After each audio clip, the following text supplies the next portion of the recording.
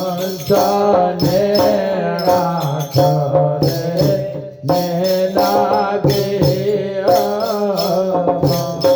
જેના દર્શન દિન દુઃખ જાય દુર્લભ એવા સંત છે જેના દર્શન હે દુઃખ જાય દુર્લભ એવા સંત છે આવા સંતને જોઈ અને પછી આપણા ન્યાણા ઠરે છે એમાં માલકોર ઓલી જબુભાઈ કહે છે ને ખોટી કઈ ખોટ ન મળે ને તો આપણા ન્યાણા ઠરે અને તો નાભી હંસે આવાના દર્શન કરતા નકર મારી ઘોડે અવગુણ જેટલા ફર્યા હોય એવાને જોઈને કઈ ન્યાણા ઠરે નહીં અને નાભીઓ કઈ હંસે નહીં આપણે તો આપણા જ્યારે અવગુણ બધા કાઢી નાખશું એવા સત્યમય જીવન જીવશું તારે બીજા જોવે ને તો એના ન્યાણા ઠરી જાય અને નાભી હંસે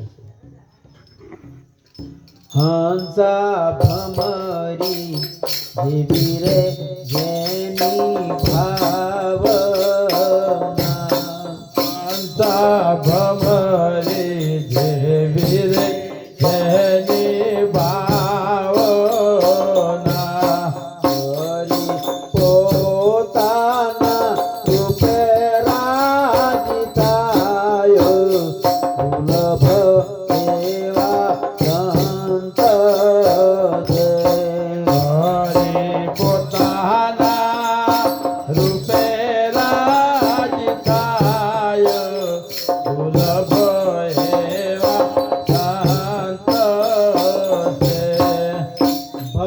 જેવી ભાવના હોય છે ઈવળને ભમરીના રોગ બનાવી દે છે એમ આપણે એવી ભાવના હોવી જોઈએ કે આપણને જેટલું મળ્યું છે ને એટલું બધું બધાને મળી જાય અને બધા મહાન સંત બની જાય કોઈ માલકોર કશું ખોટ ન રહે આવો સંતોને ભાવ હોય છે બધા ભગવાનના પરમ પદને પામી જાય આવી જેની ઊંચી ભાવના હોય આવાના નેણા આવાને જોઈને નેણા ઠરે છે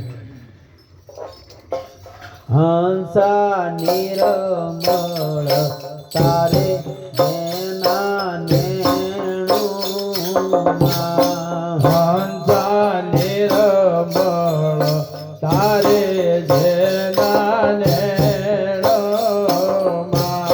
દોષ દ્રષ્ટિ હયે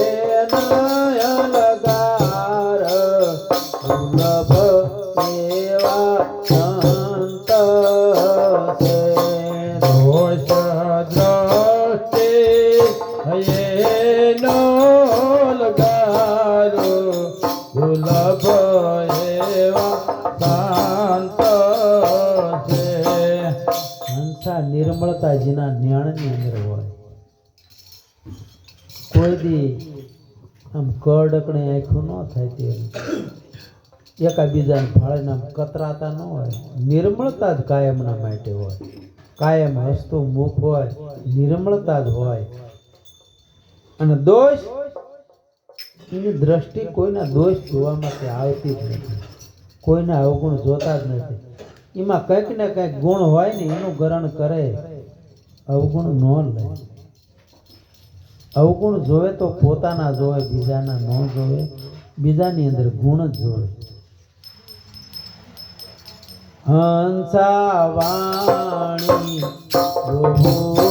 તોય અમરથ જેવી હંસા વાણી તોય અમરથ જેવી પિતા આવે અમીનાયો ઢકાર દુર્લભ એવા સંત છે પિતા આવે અમીનાયો ઢકાર દુર્લભ એવા સંત છે પ્રાણીઓ જગતની અંદર કેટલી છે પરાણ પસંતી મધ્ય વેખરી એક વાણી એવી બોલો તો આ જીવાત્માને એમ થતા કે આ કરતા મારે મરી જવું સારું. એક શબ્દ એવો આવે તે આ જીવાત્માનો ઉદ્ધાર થઈ જાય. આ જીભની અંદર અમૃતે છે અને ઝેરે છે, તો હાથે કરીને ઝેરના ઝાડવા શું કામ વાળવા? આ શબ્દથી જ બધું થાય છે, સ્વભાવથી જ બધું થાય છે. એટલે વાણી જોવું તો અમૃત જેવી કહે છે. એટલે બને તારા અમૃત જેવી વાણી બોલો. કથા વચન કોસું બોલવું, આવું બધું જે આપણા મનની અંદર હોય ને હવળે બધું કાઢી નાખવું. એકાબીજાની અદેખાઈ કરવી, નિંદા કરવી, આવી વાણે ન રખાય. આ સંતો એવું આપણને રાહ બતાવે છે, તમને અને મને બધાય.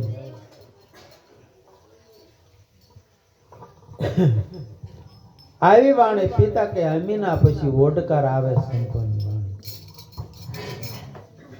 હંસા બ્રહ્મ રૂપ બ્રહ્માંડ, હંસા બ્રહ્મ રૂપ બ્રહ્માંડ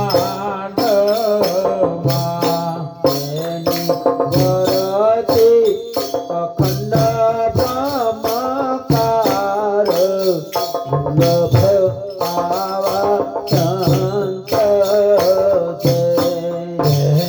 નિવૃત્તિ અખંડ બ્રહ્મકાર દુર્લભ એવા સંત છે. બ્રહ્મરૂપ આ ભાળ્યો હોય બ્રહ્માંડની અંદર, પછી એની વર્તી અખંડ બ્રહ્મકાર થઈ જાય. ઘડી કે ખંડિત ન થાય, અખંડ થઈ જાય. વર્તી અખંડ. એ સુરતા સુહાગણ નાર હોય ને, અખંડ ઈશ્વરને વરી જાય હોય ને, પછી ભગવાન સિવાય બીજું કશું એને ભણાતું નથી. હંસા શંકર મસ્ત સ્વરૂપ, હંસા શંકર મસ્ત સ્વરૂપ, મેહર થાતારે બેડો પાર દુર્લભ આવા સંત છે. એની મેહર થા બેડો પાર દુર્લભ આવા સંત છે. હંસા શંકર મસ્ત સ્વરૂપ, સ્વરૂપની અંદર જેનું કાયમ ચિત્ત હોય, શંકર એમ કહે છે. હંસા શંકર મસ્ત શિવ સ્વરૂપમાં. હવે આપણે આ બધા દેખાય શું છે? રૂપ છે. પછી આની અંદર અરૂપ છે, એ જ આપણું સ્વરૂપ છે.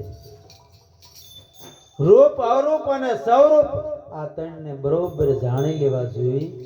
એટલે તમારું કયું સ્વરૂપ છે એ સ્વરૂપની અંદર રહેવાનું. જેની મેર થાતા આ બેડો પાર છે, આવું શંકર મહારાજ આપણને કહે છે. સદગુરુ મહારાજ